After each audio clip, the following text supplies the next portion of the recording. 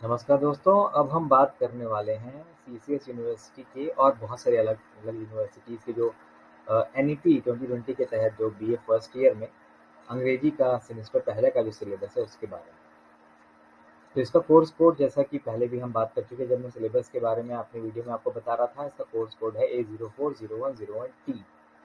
Title है English pros and writing skills और इस वीडियो में हम बात करेंगे केवल और केवल पहले ही यूनिट की, an introduction to Indian writing in English. अब इंडियन राइटिंग इन इंग्लिश बार बार मैं नहीं बोलूँगा, IWE।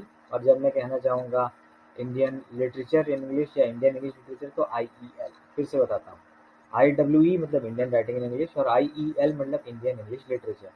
तो अब पूरा लंबा यूज़ करने की जगह इसको यूज़ किया जाएगा। तो BA 1 सेमेस्टर 1 के इंग्लिश का सिलेबस में से हमने केवल यूनिट 1 को चुना है इस स्पेसिफिक वीडियो के लिए, आपके लिए। नाम इसका हम पहले भी बता चुके हैं, an introduction to Indian writing in English मतलब केवल ये आपको इंट्रोड्यूस कर रहा है IWE से, ज़्यादा डिटेल में नहीं जा रहा है। अच्छा, क्वेश्चन भी कैसे आएंगे? सेक्शन ए वाले जो आपके पेपर में 3 सेक्शन है ना, ABC, तो पहले सेक्शन वाले जो 3 नंबर वाले प्रश्न होते हैं वही आएंगे। और 100 वर्ड से ऊपर लिखना भी नहीं, टाइम लिमिट तो उससे वर्ड लिमिट तो उससे भी कम है। तो इसमें जो हमारे पास प्रेस्क्राइब्ड पोएट्स और राइटर्स हैं उनके नाम हैं श्री अरबिंदो, रविंद्रनाथ टैगोर, KS वेंकटरमण, भवानी भट्टाचार्य, RK नारायण, मुल्कराज आनंद, सरोजिनी नायडू, कमला मार्कंडेय और नयनतारा सहगल। 9 लोग हैं। इन 9 लोगों में से 3 जो हैं कवि के रूप में भी जाने जाते हैं, श्री अरबिंदो, रविंद्रनाथ और सरोजिनी नायडू। तो 6 लोग आप देख पा रहे हैं कि बेसिकली नॉवेल या प्रोज राइटर हैं और 3 लोग जो हैं वो प्रोज में भी लिखते हैं और पोएम्स भी लिखते हैं, पर पोएट के रूप में भी जाने जाते हैं। तो बेसिकली आप देख पा रहे हैं कि ये ज़रा नॉवेल बेस्ड इंट्रोडक्शन है इंडियन राइटिंग इन इंग्लिश का। तो इससे पहले कि हम डायरेक्टली सिलेबस में जाएं और उन लोगों की बात करें, थोड़ा सा इंट्रोडक्शन देना इंडियन राइटिंग इन इंग्लिश का ज़रूरी है। तो इसको फेजेस में बांटा गया है, युगों में बांटा गया है। 1825 से 1900 को कॉलोनियल या प्रोटो नेशनलिस्ट फेज कहते हैं।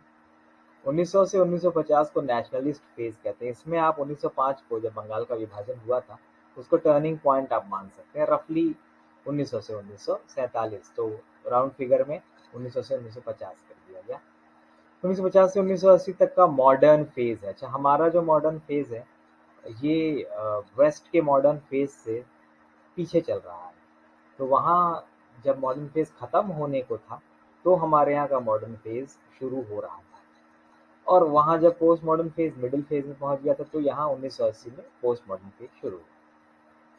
कहानी शुरू होगी अंग्रेजों के भारत आने के साथ ही, लेकिन जब तक अंग्रेज कब्जा नहीं कर लेंगे भारत पे और फिर भारतीयों को अंग्रेजों की सेवा करने के लिए अंग्रेजी नहीं सीखनी पड़ेगी, तब तक इंडियन राइटिंग इन इंग्लिश कहाँ से करेंगे? तो नेचुरल बात है कि हमको इस इंग्लिश की हिस्ट्री, जो लैंग्वेज की हिस्ट्री और लिटरेचर की हिस्ट्री, उसको पॉलिटिकल हिस्ट्री से जोड़ करके देखना पड़ेगा इन इंडिया। तो 1757 एक टर्निंग पॉइंट है, प्लासी से सब कुछ शुरू हुआ, आप मान सकते हैं।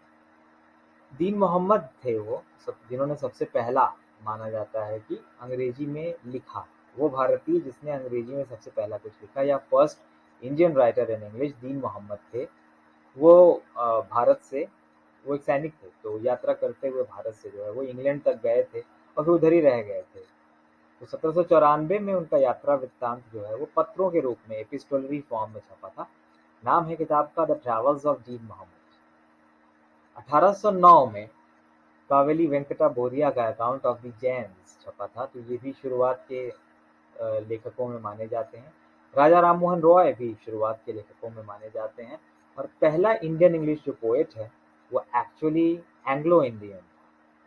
तो हेनरी लुइस विवियन डेरोजियो, जो कि हिंदू कॉलेज में पढ़ाते भी थे, शुरुआत के दौर में एक जर्नलिस्ट थे और अपने स्टूडेंट्स के बीच में वो बहुत बड़े कल्चरल हीरो आइकॉन थे। तो उनकी कविताओं का वॉल्यूम पोएम्स 1827 में छपा था। 1835 में एक बहुत बड़ी और घटना हुई थी जिसका इम्पैक्ट आज भी एजुकेशन के फील्ड पे है। मैकॉली ने अपने मिनट्स ऑन एजुकेशन में कहा था कि भारत में अब संस्कृत या अरबी मतलब क्लासिकल एजुकेशन को बढ़ावा नहीं दिया जाए, बल्कि वेस्टर्न एजुकेशन को और इंग्लिश लैंग्वेज में वेस्टर्न एजुकेशन को बढ़ावा दिया जाए। इसको कहने वाले वो पहले व्यक्ति नहीं थे। राजा राम मोहन रॉय और उनके कंटेम्पररीज इंडियंस जो है ऐसी डिमांड लगातार कर रहे थे, लेकिन मैकॉली ने सबसे फेमस डॉक्यूमेंट दिया। ये वही डॉक्यूमेंट है जिसमें उन्होंने इंडियंस के एक ऐसी प्रजाति को उत्पन्न करने के लिए कहा था जो कि शरीर से और पहनावे सॉरी शरीर से तो भारतीय होगा, लेकिन मन और पहनावे से अंग्रेज होगा, और वो इंटरमीडियरी का काम करेगा। तो जो भूरा साहब है या ब्राउन बाबू, आप आज भी उसका एग्जाम्पल अपने चारों तरफ देख पाते हैं। एक तरह से मैकॉली का जो मिनट्स ऑन एजुकेशन है ये एक बहुत ही इपोकल इवेंट है। सबसे पहला नॉवेल जो इंडिया में किसी राइटर ने इंडियन राइटर ने लिखा IEEE में, वो श्री बंकिम चंद्र चट्टोपाध्याय का राजा मोहन्स वाइफ 1864 में छपा था।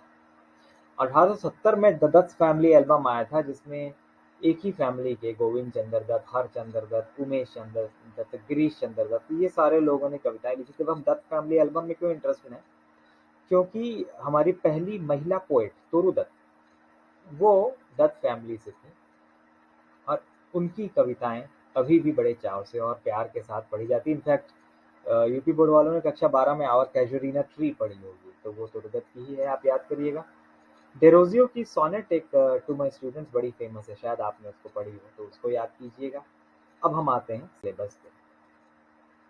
श्री अरबिंदो या अरबिंदो घोष, जिनको पहले कहा जाता था, उनके बारे में एक बड़ी मजेदार बात है, आप उनका बर्थडे कभी भूलेंगे नहीं। 15 अगस्त को पैदा हुए थे, साल था 1872 का। और 1950, यहाँ पे हमने एजेस की बात की थी, आपको याद होगा। तो नेशनलिस्ट फेज या एज जहाँ खत्म हो रहा है 1950, औरोबिंदो भी वहीं पे उनका भी देहांत हुआ। तो ये एक क्रांतिकारी थे, बाद में योगी बने, फिलोसोफर बने, पोएट तो हमेशा से ही थे। उनके जो मुख्य कार्य हैं उनमें से द डिवाइन लाइफ डिवाइन उनका फिलोसॉफिकल वर्क है, स्पिरिचुअल वर्क है। कलेक्टेड पोएम्स एंड प्लेज जो लिटरेचर के लोगों का जिसमें इंटरेस्ट है। और Savitri a legend and a symbol पहला इंडियन एपिक है इंग्लिश में, जिसकी बहुत तारीफ हुई। श्री अरबिंदो के बाद हम बात करेंगे भवानी भट्टाचार्य की। भवानी भट्टाचार्य जो हैं वो 1906 में पैदा हुआ और 1988 में उनका देहांत हुआ। ये सोशल रियलिस्ट स्कूल के थे। उनकी राइटिंग पे टैगोर, जिनकी बात अब हम इसके तुरंत बात करने वाले हैं, और महात्मा गांधी, जिनका असर नेशनलिस्ट फेज में लगातार हर राइटर पे रहेगा, उनकी कितनी बात की जाए वो तो कम ही है। तो इन दोनों का बड़ा असर पड़ा था इन पर। इनकी जो मुख्य लेखन कार्य में जो मेन मेन चीज़ें आती हैं, नॉवेल्स आती हैं, वो है so many hungers 1947, he who rides the tiger 1955, shadow from Ladakh 1966। तो अभी इसके पहले हमने रविन्द्रनाथ टैगोर जी को मेंशन किया था, जिनका असर भवानी भट्टाचार्य पे पड़ा था। तो 1861 में ये पैदा हुए थे और 1941 में इनका देहांत हुआ था। ये poet, short story writer, song composer, play right, essayist, painter, बहुत कुछ थे। एजुकेशनिस्ट भी थे। इनकी एजुकेशन की थियरीज के बेसिस पर ही बहुत लंबा चौड़ा सिस्टम, एक पूरी की पूरी यूनिवर्सिटी खुली, इन्होंने खोली और आगे बढ़ी और अब भी चल रही है। 1913 में ये जो है पहले नॉन यूरोपियन बने जिनको नोबेल मिला लिटरेचर के लिए। किताब का नाम था गीतांजलि। गोरा और घोरे बाइरे इनकी और रचनाएं हैं। बाद में आपके सिलेबस में घोरे बाइरे मतलब the home and the world के ट्रांसलेशन के रूप में आएगा। आगे के सेमेस्टर में आप मिल पाएंगे रविन्द्रनाथ टैगोर से। उनको बनाया गया था 1915 में, जो जलियांवाला बाग मैसेकर के बाद उन्होंने उस उपाधि को त्याग दिया था। और भारत और बांग्लादेश दोनों का नेशनल एंथम लिखने वाले व्यक्ति हैं रविंद्रनाथ टैगोर, मतलब जनगण मन रामाशोनर्मांगो। और एक बहुत बड़े कल्चरल आइकन है इनको बंगाल में, तो इनको इनकी पूजा ही की जाती है। आप KS वेंकटरमणी एक नॉवेलिस्ट हैं जिनकी हम बात करने वाले हैं। 1891 से 1952 तक इनका जीवन काल रहा। उन्होंने दक्षिण भारत का के जो ग्राम का समाज था उस पर बहुत कुछ लिखा, और स्वतंत्रता संग्राम में भाग भी लिया और बहुत कुछ लिखा भी। तो जैसे मैंने आपको बताया था, रविंद्रनाथ टैगोर का, महात्मा गांधी का, इनका असर तो सब पे रहेगा ही रहेगा। तो ये टैगोर से पर्सनली मिले थे 1928 में। तो टैगोर ने ही उनको एक उनकी भाषा मतलब तमिल में मैगजीन स्टार्ट करने के लिए कहा था, तो उन्होंने स्टार्ट किया भी।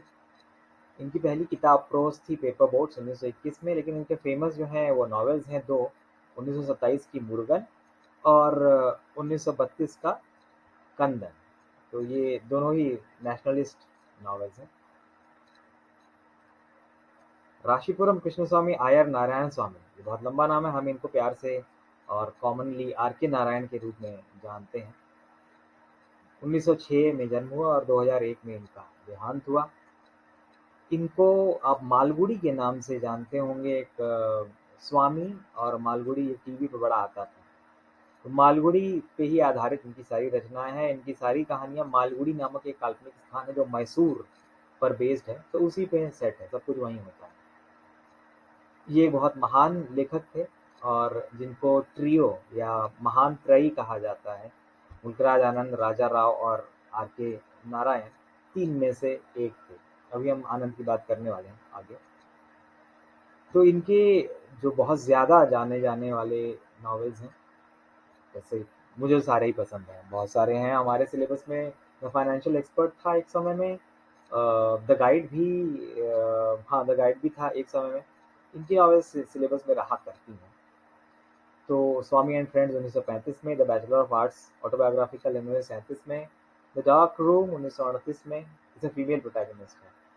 इंग्लिश टीचर फिर से ऑटोबायोग्राफिकल 1945 में।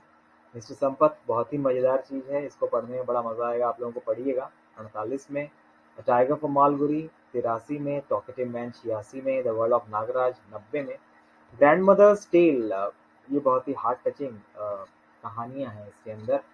ये एक्चुअली इनके लाइफ के ही बारे में है, 1992। मुल्कराज आनंद 1905 से 2004 तक का इनका जीवन काल रहा और ये एक पॉलिटिकली कमिटेड नॉवेलिस्ट थे। ये हमेशा किसी न किसी उद्देश्य से लिखा करते थे कि समाज का उत्थान हो। इनकी अनटचेबल हमारे सिलेबस में रही है, इनकी कुली हमारे सिलेबस में रही है। अनटचेबल 1935 में आई थी, कुली 1936 में आई थी, two leaves and a bird 1937 में आई थी। ये भारतीय भाषा का अंग्रेजी में प्रभाव डालने वाले पहले लोगों में से एक थे। हमने पंजाबी और हिंदुस्तानी भाषा की जो मुहावरे हैं और कहावतें हैं, उनको अंग्रेजी में कन्वर्ट करके अपने नॉवेल्स में यूज़ किया था। इनको पद्म भूषण मिला 67 में और साहित्य अकादमी अवार्ड मिला 1971 में। अच्छा, नारायण के बारे में मैं आपको बताना भूल गया।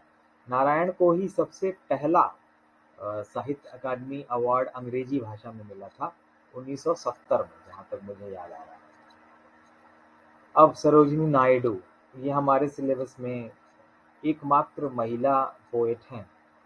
तरुदत्त भी हैं पर उनका नाम है नहीं यहाँ हमारे सिलेबस में, तो नायडू बहुत इंपॉर्टेंट हो जाती है और बहुत कारणों से इम्पॉर्टेंट है। 1879 से 1949 तक इनका जीवन काल रहा। ये पहली महिला थी, भारतीय महिला, जो कि इंडियन नेशनल कांग्रेस की प्रेसिडेंट बनी और फिर गवर्नर बनी एक इंडियन स्टेट की, मतलब यूपी, यूनाइटेड प्रोविंस था उस समय उसकी। इनको नाइटिंगेल ऑफ इंडिया या भारत कोकिला जो है स्वयं महात्मा गांधी जी ने बोला था।